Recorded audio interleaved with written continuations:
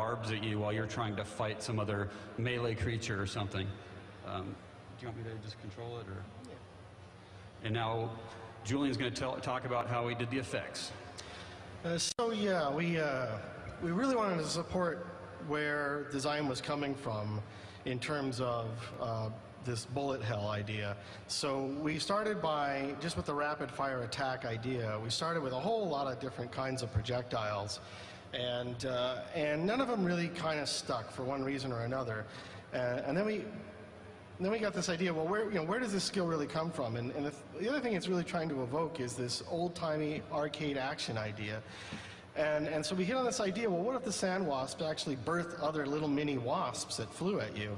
That would be really cool, and it would really support where we're coming from. And of course, we got that into the game, and the team didn't quite understand where we were coming from. So I was like, well, how can we communicate, even to the rest of the team, exactly what we're trying to get across and why this is such a cool thing? So we came up with this. The best way to do this is with graphics. So I came up with this little demonstration, again, that says everything, I think.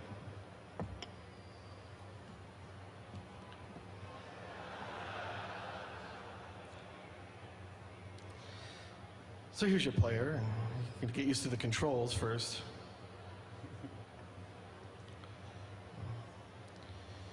You just need something to attack.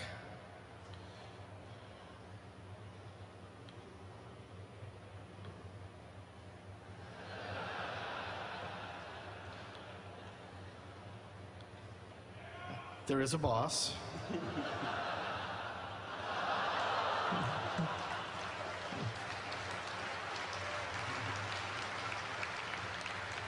And the boss is brutally hard. All right, next we went to the Fallen family because you can't have Diablo without the Fallen. These are the classic Diablo demons. A little bit of background on them. They used to be these exalted demons that were Azmodan's right hand. Before the Dark Exile, which is when Mephisto, Baal, and Diablo were exiled to Sanctuary, they tried, Azmodan and Belial tried once before to do this. State were the instruments they used to try to get this thing.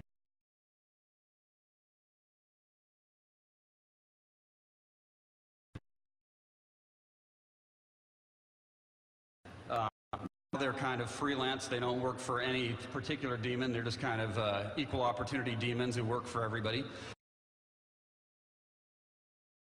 Once again, enforce the idea of family relation, family,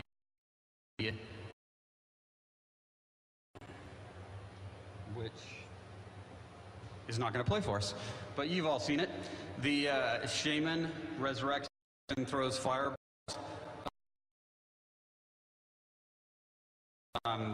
That's where we took as a starting point for this. You know, when you run in, the first thing, of course, you want to do is head straight for the shaman, or he's just going to keep, you know, resurrecting all the imps that you kill. So the next thing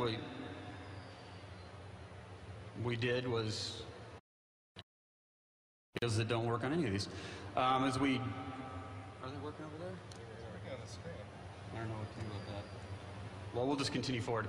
So we made the Fallen Overseer. He's basically a bigger version of the imp. He's stronger, but he has a battle cry. And what's interesting about this is when he appears with a group of fallen imps, he makes them braver.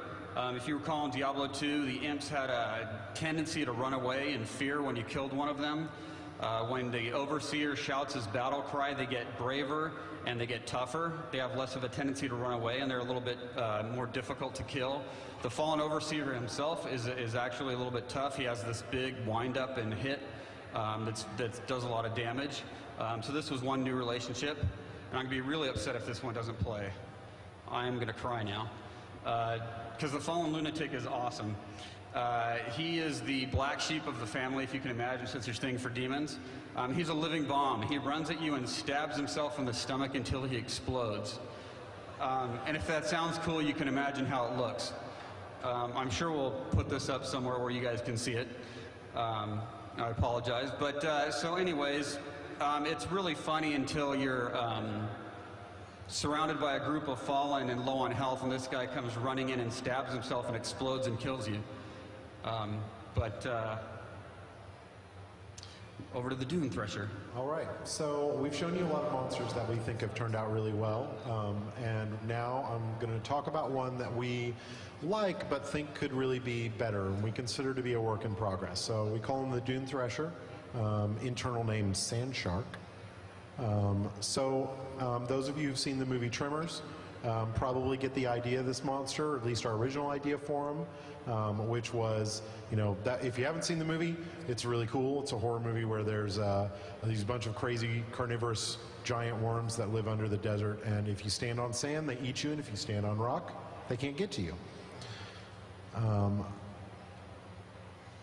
So we really liked this idea because we liked the notion that the desert sand would feel really dangerous to the player and not just something they just want to run willy-nilly out onto. But this guy was really kind of a prime example of the difficulty of a more complex idea in a game like Diablo. And we'll show you kind of what our desired result was. So as I mentioned, we wanted to get this feeling that the sand wasn't safe. We wanted to have the Dune Thresher submerge only when he was on sand. If he was on any other surface like road or rock, he could not submerge and he couldn't burrow under it.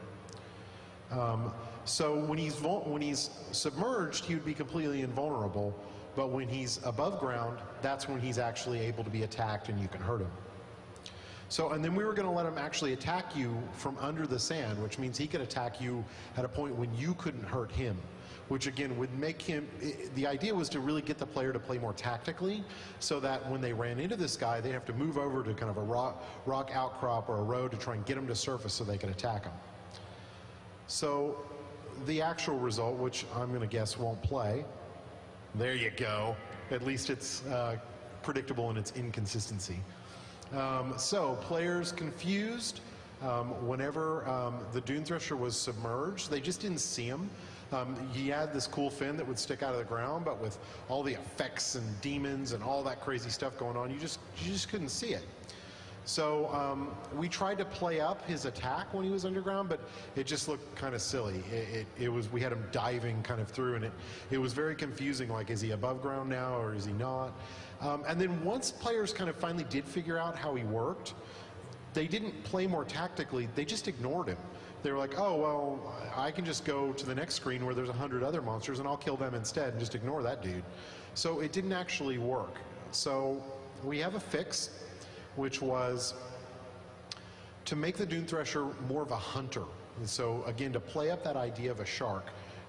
And so the idea was that when he's submerged, he moves really fast, and that this is his way to catch the player. So the Dune Thresher, when he's distant from you, he goes underground and he just starts making a beeline for you. And then he can't attack from underground anymore, but this solves the problem of if players couldn't see him, because now he jumps up above ground, he's totally vulnerable, and you can attack him back. So it's a pretty cool character. We're pretty happy with him, but he's especially against ranged characters, but we still have never gotten that dream that we originally had of having this character that interacted with the environment. So there's a chance that we'll come back to him. All right, so we've got a couple little bloopers for you. We have a lot of stuff as we go through development that kind of goes wrong and haywire, and we thought it'd be fun to show you a couple of those. This actually wasn't. This was for internal. When we showed, first time we showed these characters off to the company, we just wanted to make them laugh. So this is one of the quests. Varna has been poisoned.